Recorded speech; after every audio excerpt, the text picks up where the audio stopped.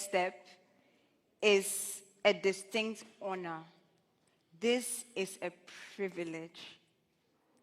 And I am honored. I'm beyond words. I stand before you today, and I am here to welcome to the stage His Excellency, the President of the Republic of Sierra Leone, His Excellency Julius Maada.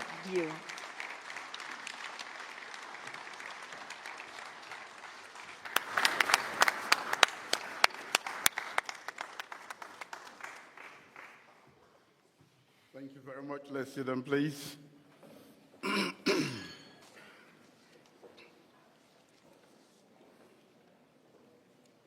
Madam First Lady, the Director General of WTO, my dear sister, Dr. Ngozi Okonjo-Iweala, the President and Executives of the Oxford Africa Society,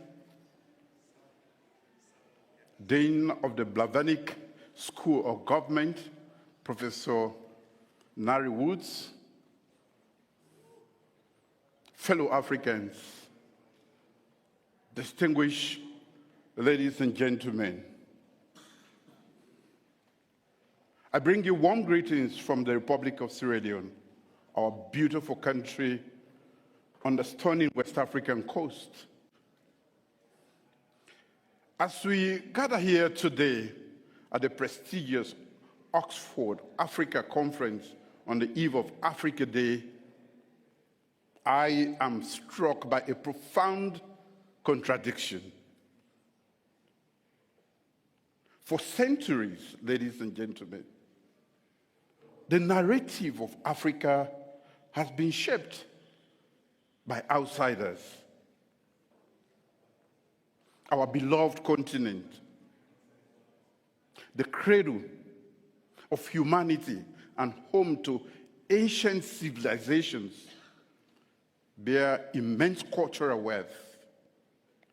Yet, it has been reduced to simplistic narratives of dependency, conflict, and underdevelopment. These external narratives have influenced global perceptions, but even more dangerously, have shaped how we view ourselves. As I look around, I see some of the brightest minds from our beloved continent gathered at one of the world's most prestigious institutions. And in these esteemed halls of Oxford, where knowledge is valued, Africa's intellectual contributions are still undervalued.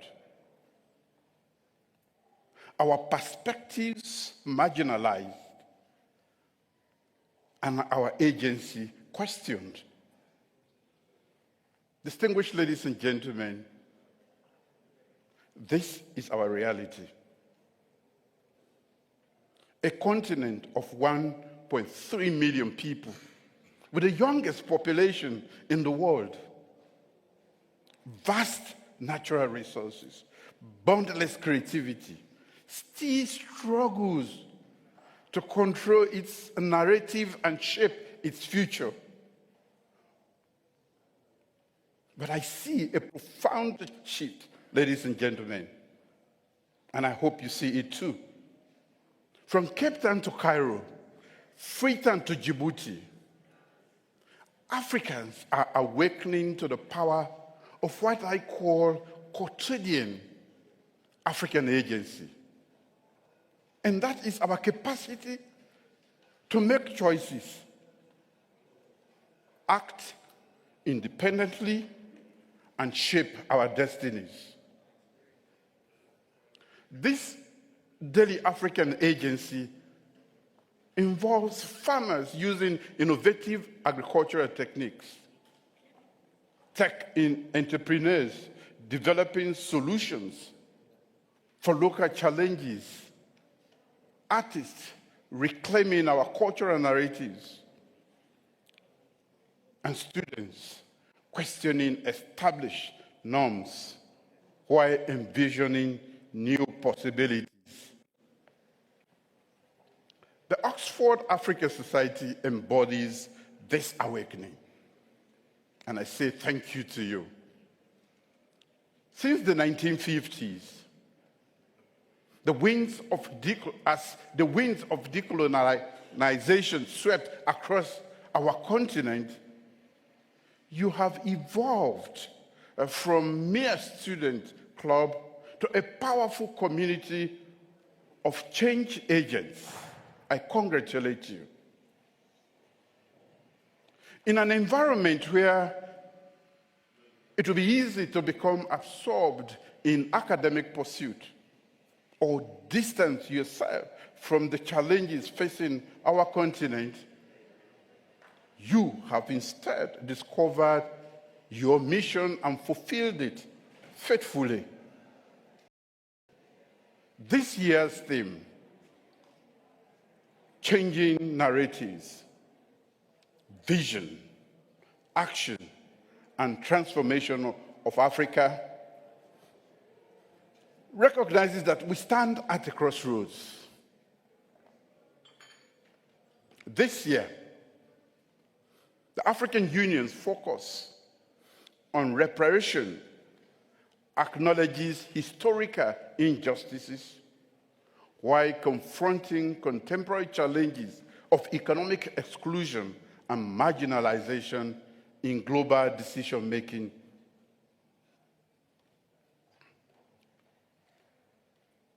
We are all called to reimagine Africa, not as it has been portrayed, but as we know it to be, a continent of agency, innovation, untapped potential, ready to take its rightful place on the global stage. Yet, we would be naive to underestimate the resistance to this transformation. The path ahead is fraught with formidable obstacles, both external and internal. Externally, we face a global order that is not designed with our input or interest in mind. The COVID-19 pandemic exposed this reality. When vaccines became available, ladies and gentlemen, Africa stood last in line, not by accident, but by design. International financial systems continue to disadvantage our economies. Although we contribute relatively small amounts to global greenhouse gas emissions, climate change disproportionately affects our communities.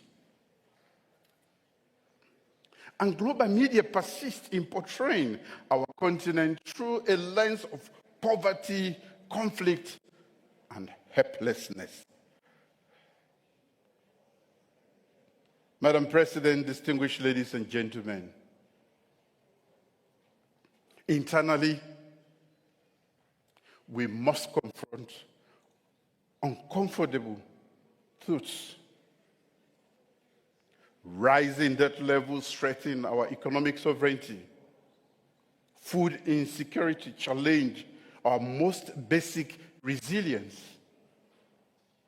The digital divide risks leaving our young people behind in the global knowledge economy. Governance failures have eroded public trust in our institutions in Africa.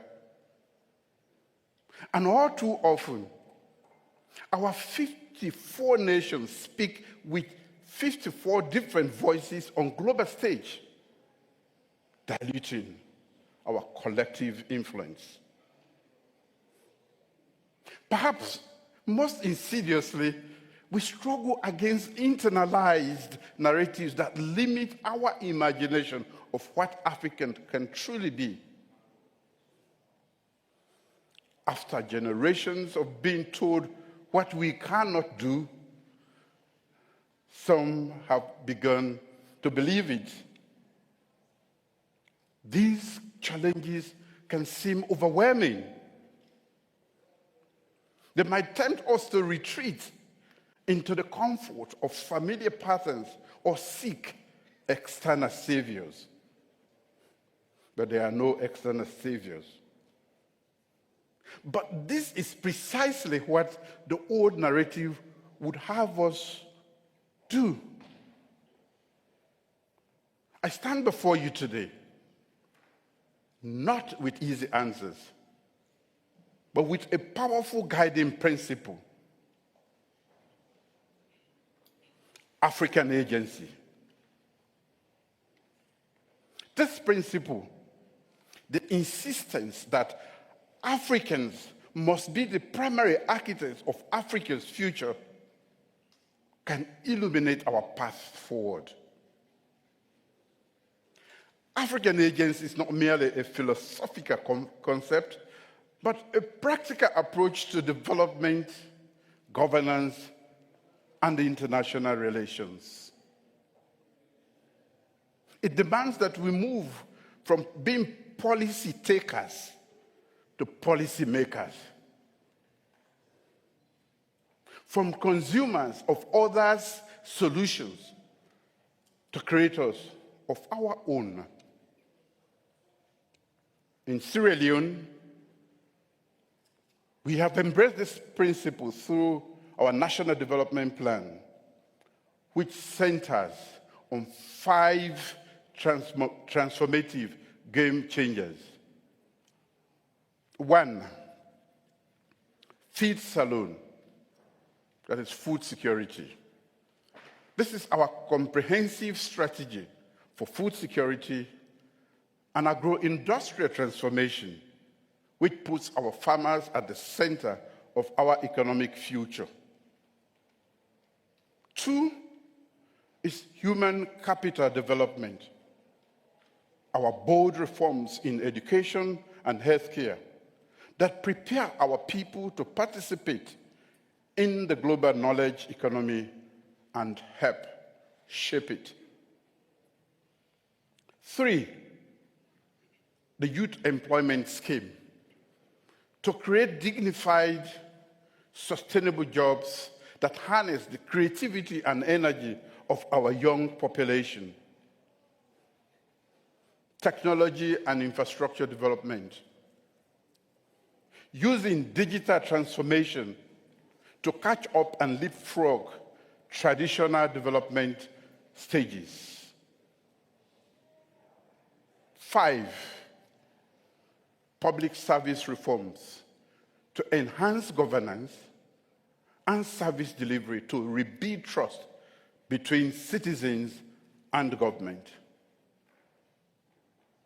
These initiatives align with AU Agenda 2063 and the UN Sustainable Development Goals, demonstrating how national strategies can advance continental and global ambitions. But more importantly, ladies and gentlemen, they represent African solutions to African challenges, designed with specific context and aspirations in mind.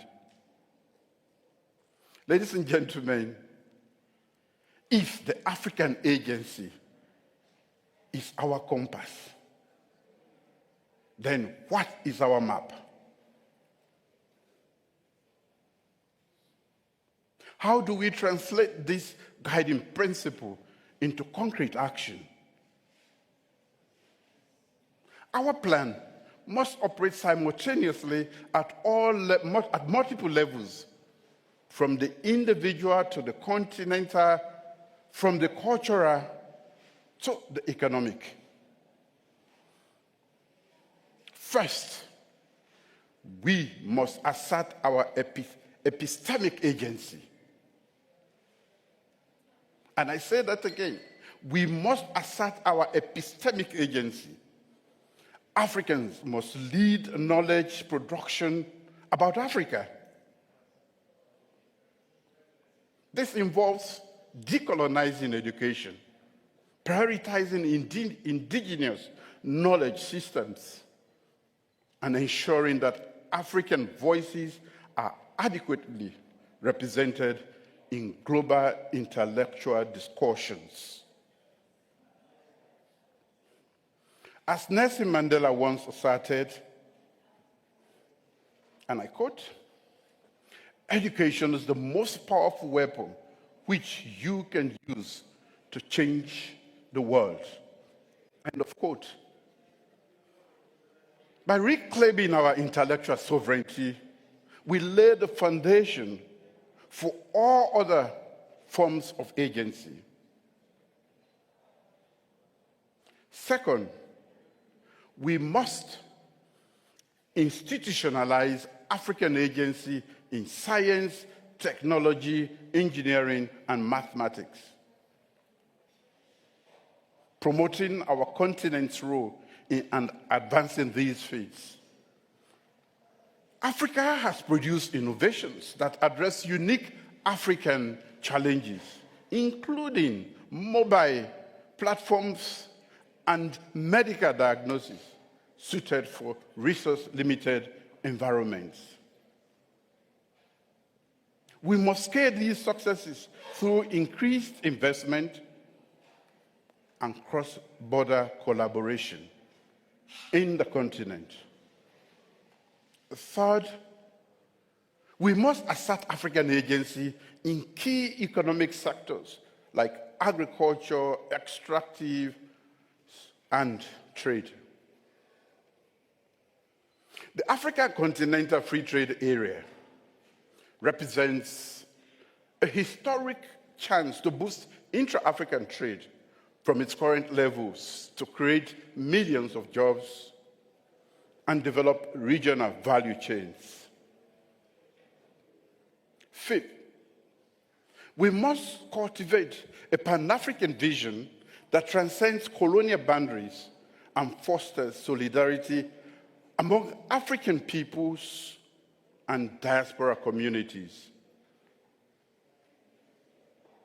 As Kwame Nkrumah reminded us, I am not, and I quote, "I am not African because I was born in Africa, but because Africa was born in me." End of quote. Finally, and perhaps most importantly, we must speak with only one voice in global forums. Our influence becomes undeniable when 54 nations of Africa align their positions on trade, climate, or financial architecture reforms. If we commit to this path, we will collectively create the future we truly desire. Ladies and gentlemen, envisioning a global order where African nations speak with a unified, influential voice on climate action, trade rules, and global security is crucial. An Africa where intracontinental trade flows freely, creating millions of jobs and prosperity for our citizens. An Africa where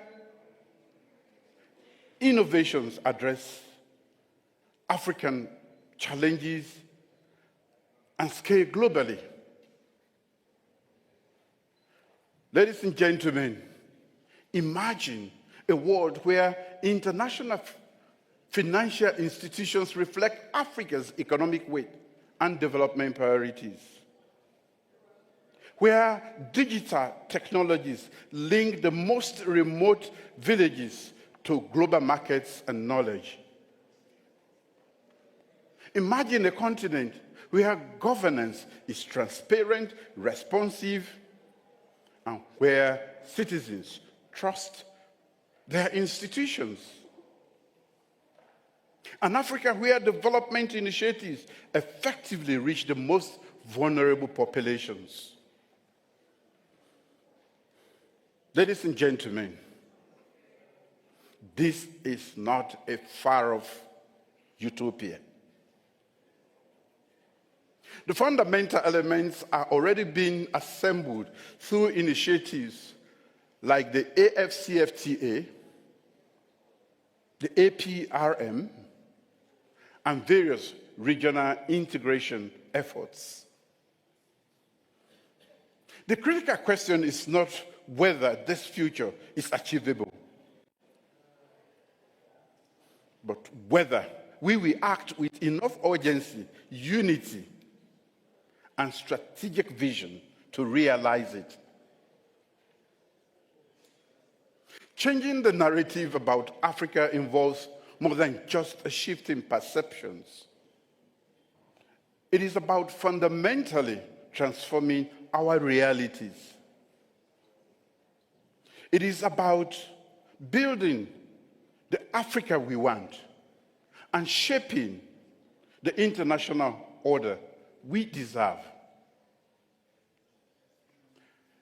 It is about telling a story of hope, resilience, and opportunity, not as public relations, but as a lived experience for all Africans. Distinguished guests, ladies and gentlemen, fellow Africans here, I address you today not as distant observers, but as active participants in this unfolding story. To the members of the Oxford Africa Society, you are part of a tradition of African excellence that spans generations. Your presence as this esteemed institution is not just a coincidence, it is crucial for the transformation of our continent. So, as you develop your knowledge and expand your networks, remember that you are not just building personal careers, but also contributing to a collective journey. Return to the continent, either physically or through your work, and apply your brilliance to our most pressing challenges. To policymakers and leaders like myself here, let us move beyond the rhetoric to implementation. Let our commitment to the African Agency be reflected in our budgets, policies, and diplomatic positions. Let us have the courage to challenge external demands when they do not serve our people's interest. To our international partners, we welcome collaboration that is grounded in mutual respect and shared interest. But understand that the era of externally imposed solutions is over. The most effective partnership we recognize and amplify African agency rather than substitute for it. Distinguished ladies and gentlemen, on May 25th, 1963, when representatives of 30 African nations convened in Addis Ababa to form the Organization of African Unity, Emperor Haile Selassie reminded them, and I quote, "The task on which we have embarked, the making of Africa, will not wait. We must act to shape and mold the future and leave our imprint on the events as they slip us into history. End of quote. 62 years later, as we gather on the eve of Africa Day, his words resonate with renewed urgency. Our sacred mission remains to unite our continent, restore its dignity, and secure its future. It will not be easy, but it is not beyond our reach. Africa is waiting. Africa is watching. The world is listening. History is waiting. Thank you.